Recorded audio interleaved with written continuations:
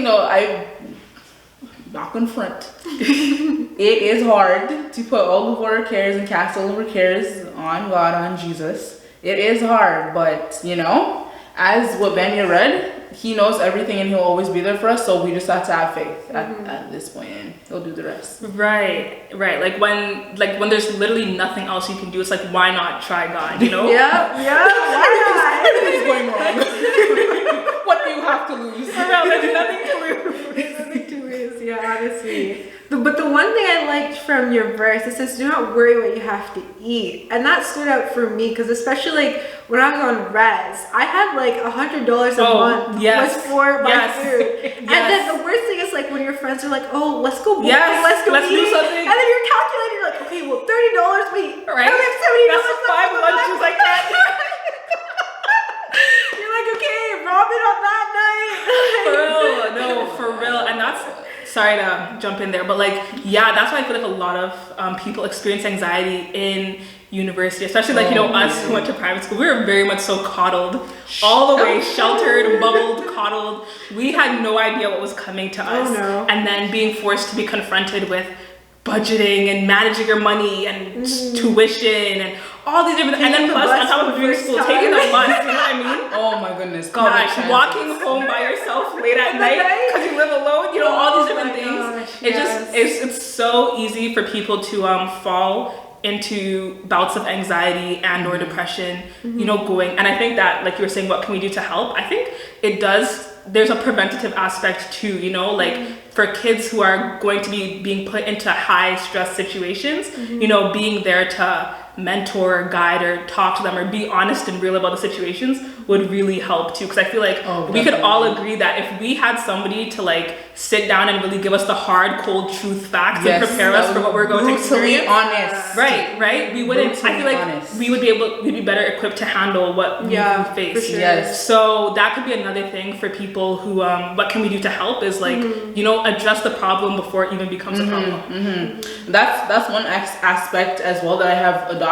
Like, I don't give people the glamour. Like, I'm brutally honest when I talk to people and they asking me about university and like they're asking me what advice. I'm just like, look out for those moments when they don't want to talk. Yeah. When they don't. When they or don't they're trying to sell you a happy image. Like it's a great time. Look out for that when it comes to that in university or whatever like that. Because that's when you know something is going down. You know. So. That's what I tell people like that are going into university and whatnot as well. Yeah. And I guess too, another thing too that kind of gets your anxieties up there, and I guess we can segue into depression as well, is like when you're lonely.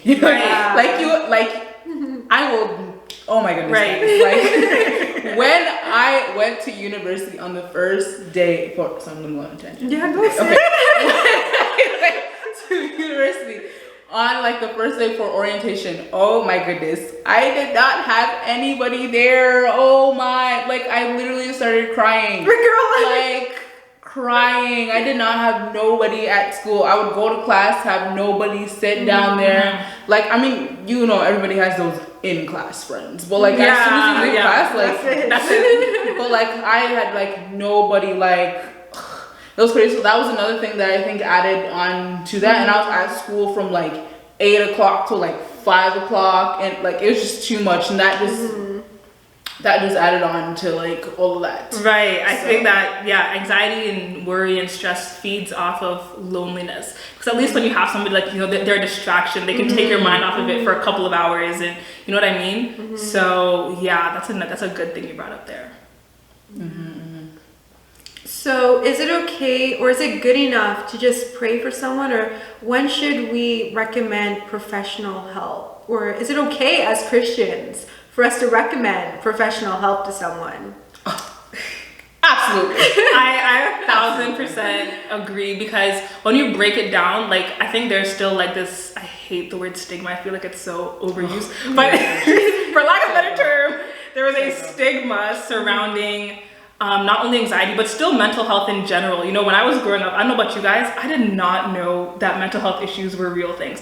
My parents, sorry to put them on blast, but like my parents, my family and friends and stuff like that, people in my circle would just be like, oh, that's a mad person, that's a crazy person, oh, you know? Yeah, see, and like, or that's the crazy cousin, that's the mad person, you know what I mean? But like, it wasn't like, this person is like schizophrenic, this person is depressed, this person is suicidal, XYZ. It's just that they're crazy. So when, you know, the mental health movement started to like gain traction in like the 2010s or whatever, I was like just mind blown, right? Like I did not know that all these things were so serious. And then the fact that they're actually health and medical reasons, they're actual diseases. Like anxiety is a disease, it's a disorder. Depression is a disease just as much as cancer and diabetes and whatever heart condition, all that stuff are diseases. It's a medical disease, right? And so that's why, you know, like you wouldn't tell somebody to just, you know, sit down and, you know, we'll say a couple prayers and hope your cancer goes away. We're gonna tell them, you know, you take action, go to the doctor, you know what I mean? So for the same reason, I absolutely think that, if your anxiety is getting to a level where you think that it's, you're unsafe or it's unsafe for people around you or it's just getting to a point that honestly that you're not comfortable with, then absolutely you should talk to somebody or seek professional help because like it's a disease, you know, and it has to be treated as such. Can't really get out of hand. Like I feel so like, yes, like you still need to pray about it or whatever like that, but at this point like you as an individual need to take responsibility. Like yes, we put everything in God's hands, but like you need to take responsibility as well. You know what I'm saying? Yeah. And I think that sometimes, like, you know, God uses people. God could use, you know, a psychiatrist or a doctor or whoever. Put those people in your life to help you. So to close off, let's look at Philippians 4, verse 6 to 7. And when I was reading it, I thought it kind of like summed up everything that we were talking here today. Philippians 4 verse 6 and 7 says, don't worry about anything. Instead, pray about everything. Tell God what you need and thank him for all he has done. Then you will experience God's peace, which exceeds anything we can understand. His peace will guard your hearts and minds as you live in Christ Jesus. Yeah, and I thought, like just breaking down the text, at first it's like pray about everything. And like from these both like Bible stories, like Hannah prayed, Elijah prayed, and we can both see that God like alleviated their anxiety. So like the number one thing we can do when we're experiencing anxiety is pray. And then I think it also said like God will give you a peace that passeth all understanding. Like, imagine having a peace that you can't explain. And I feel like in this world, like they preach peace, peace, peace, and all you just hear is like coronavirus this, World War III this, this person said this. Like there's no peace, you know? Like imagine having like a peace that you can't explain. Right. Sorry, that's a really good point, and I really like this verse that you chose to summarize it because, I definitely have kind of fallen into, or like I'm experiencing an anxiety episode due to the negativity in the world, like checking the news, seeing everything that's going on.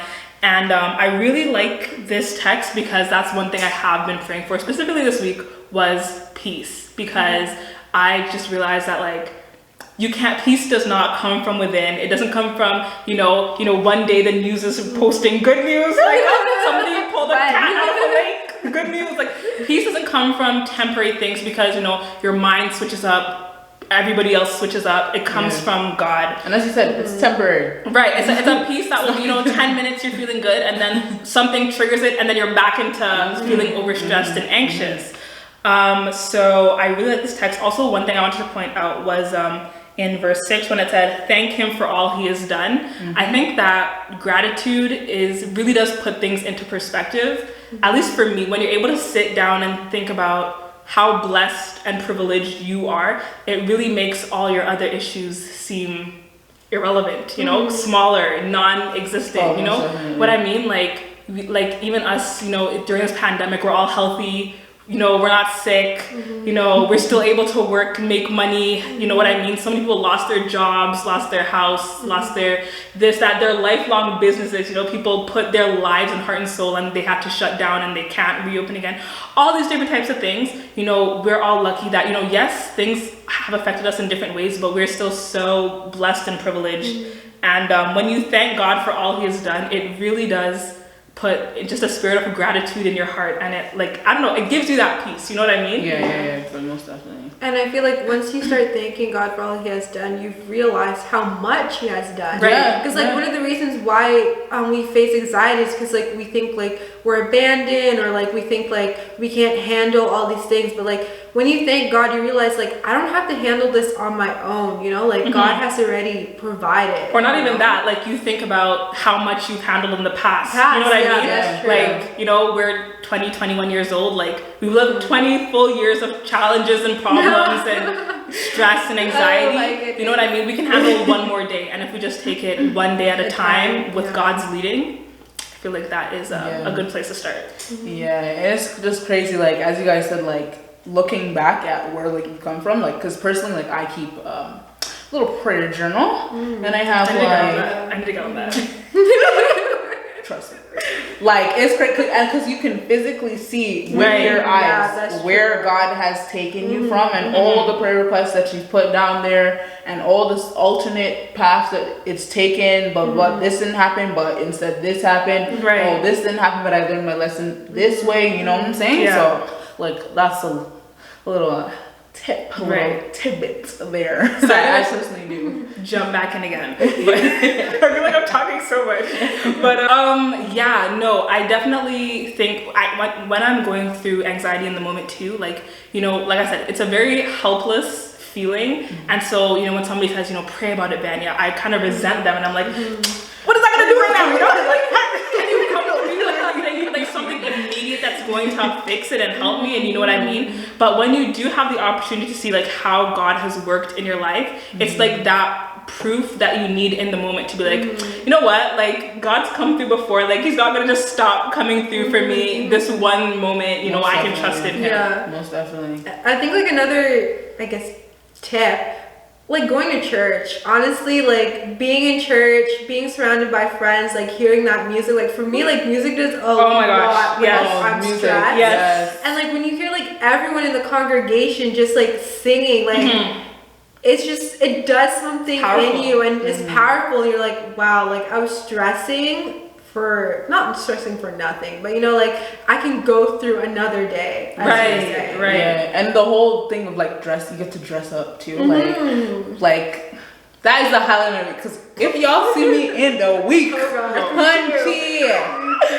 Oh my goodness. Sabbath is my day. Okay, For real. Sabbath is my day. For real. Yeah, no. And then if not even any of those things that you guys said, it's a distraction. You know, it's something to take your mind off of it for a hot second. just You know rest, what I mean? you know? And it's the best distraction because like you're distracting yourself by God and with Right. fellowship with other people. Right. And much less if the potluck be good, you're blessed. Like, Right? You know what I mean?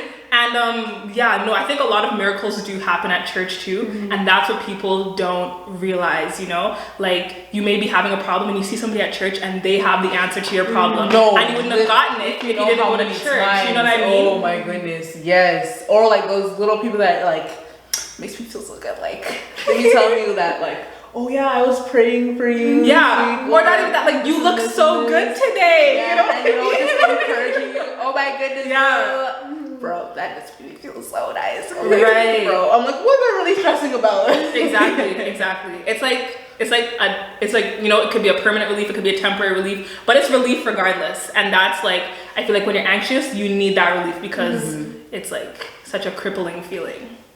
So yeah, go to church. Yeah. Go to church. I mean, when it's safe and like church is open and stuff like that. But yeah.